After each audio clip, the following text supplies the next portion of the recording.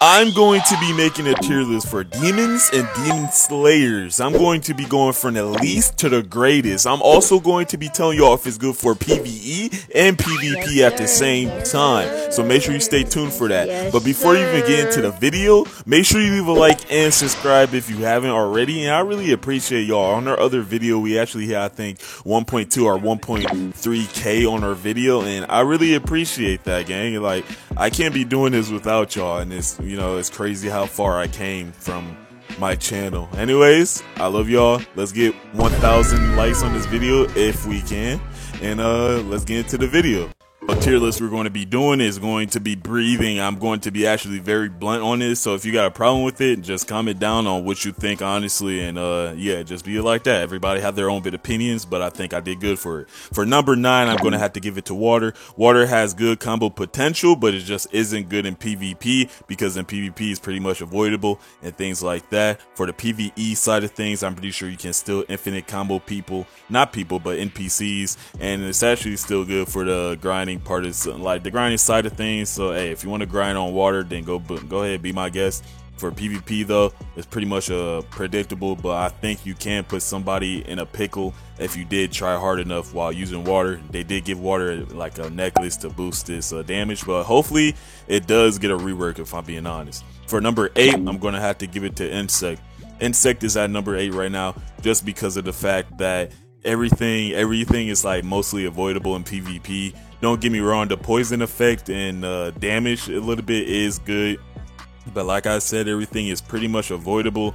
And for the PvE side of things, I never really used it that much. I used it a little bit. For the PvE side of things, I guess it's alright. I mean, if you got some good ass combos to put a NPC in their place, then I guess it could be good for farming a little bit. But the PvP side of things, don't get me wrong, if you're going against a low level or someone, or just somebody, a less advanced person at displaying PvP, or a noob, now I feel like you can definitely win against somebody with Insect as long as you try hard enough for it. But in my opinion, I feel like it's just like I said, they added necklaces to the old breathings and things like that. For number 7, I'm gonna have to give it to Thunder.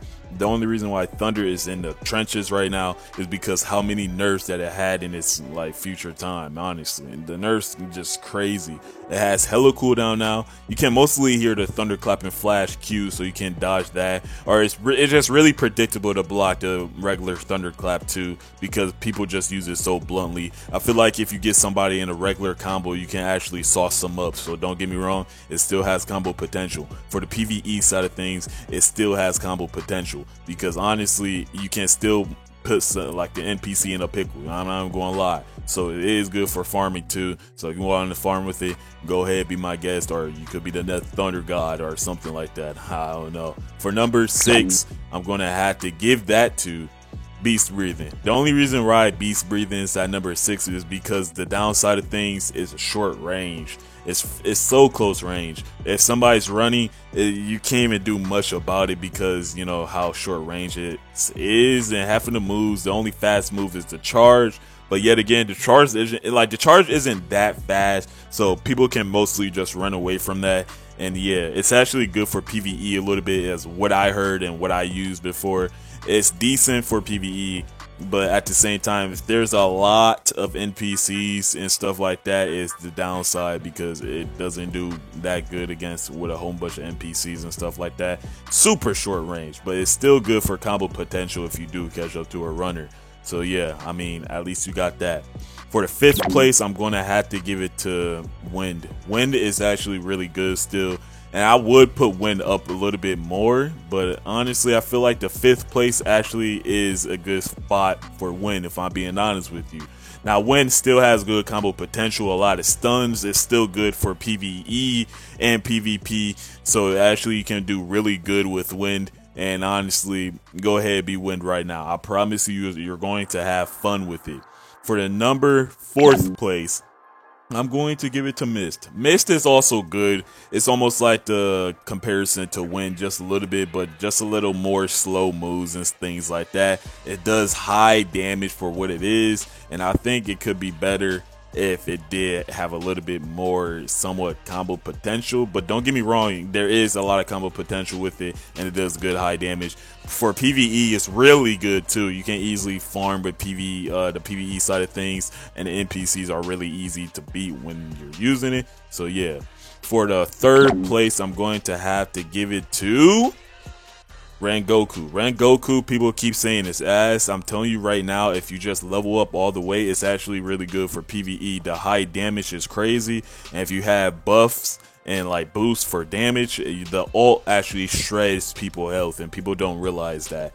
It's still good, and it's still good for PvE, so don't get bamboozled by that, alright? Now, the second one is, I can't even believe I'm going to be saying this. The second one is going to be Snow. Snow is second, is because it's at like the infinite combos for it, and the damage otherwise is crazy for PvE side of things. For PvE, it's kind of terrible. I'm not gonna lie. For PvE side of things, it's iffy, but for PvP, it actually does real high damage, and it's honestly good. For number one spot, I'm going to have to give it to Sound, because Sound is the best breathing right now, and hey, we can't lie, it is the best breathing right now. For PvP, it's actually really fun to use and things like that. I really like how flashy it looks. But for the PvE side of things, it's really not that good for farming, if I'm being honest with you. It's almost like the same treatment with Beast because of the little bit of short range. But Tengen is just better. Sound is better because he's faster. But yeah, it's not that good for PvE,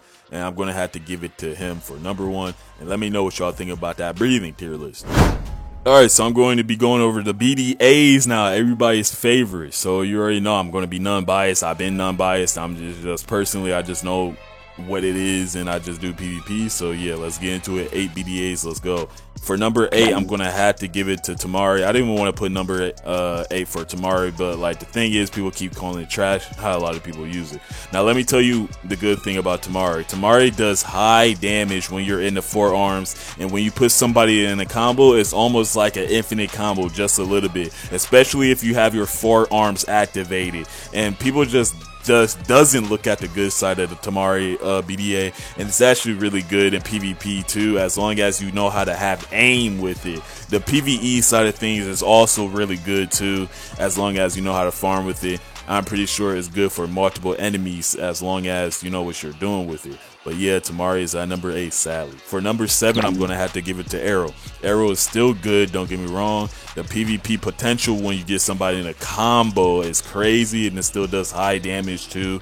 But it's pretty much predictable. You can't block the last move, which is half of the time the combo starter. So if they know you're going to do that, and they know you're going to use that move, they can just hold block half of the time, unless you try putting the arrow shit like behind them, which you have to zoom out for. For PvE, it's still good for PvE, so if you want to farm with arrow, go ahead, but arrow is honestly, in my opinion, is still fun to use. For number 6, I'm going to have to give it to, honestly, I didn't want to give it to this, but I guess I'm going to have to. Reaper. Yes, sir. For number 6 is going to be Reaper. Now, Reaper is still good for PvE and PvP, so don't get me wrong. If you're going against a good skilled Reaper user, you're going to most likely struggle a little bit. It used to be the king at the time, but right now it just isn't it, because half of the moves are predictable now, because people know what it is with Reaper now. Like if you're dashing towards them, they're just going to hold block, or they're just going to use an iframe move. So I'm telling you, if you're being hella predictable with Reaper, you're going to most likely lose. For number 5, I'm going to have to give it to Dream.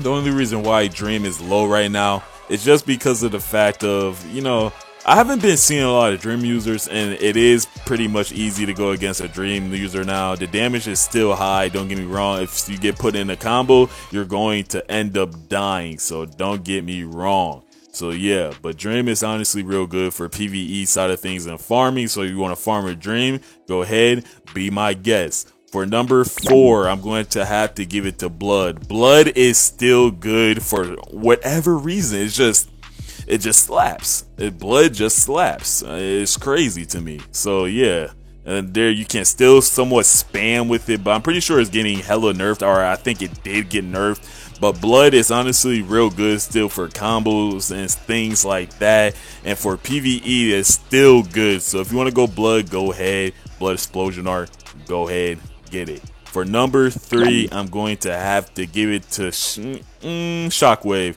Shockwave is at number 3 just because, you know, it still has good combo potential.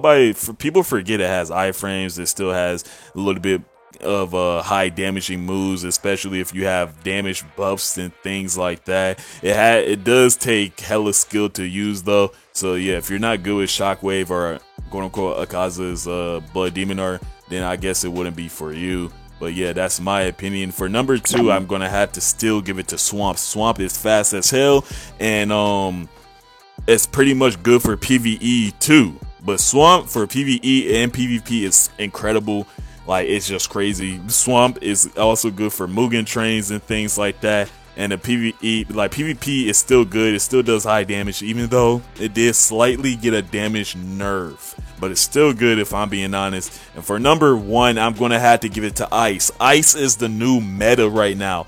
Ice is so good. Counter. It's good for PvE. It has a counter. You can literally, all the damage is like high as hell right now. So if you want to fit into the meta, go ahead, use Ice right now. Ice is really good, and people keep saying it's like, people was like, but it's actually really good if I'm being honest. Hopefully this tier list helped you, and it took a long time to do because I had to do it from the noggin. I don't read scripts, so yeah, I'm just that real nigga, you know what I'm saying? But anyways, I hope you enjoyed the video. Hope it helped you out, and yeah, I'll see y'all in the next one. Peace.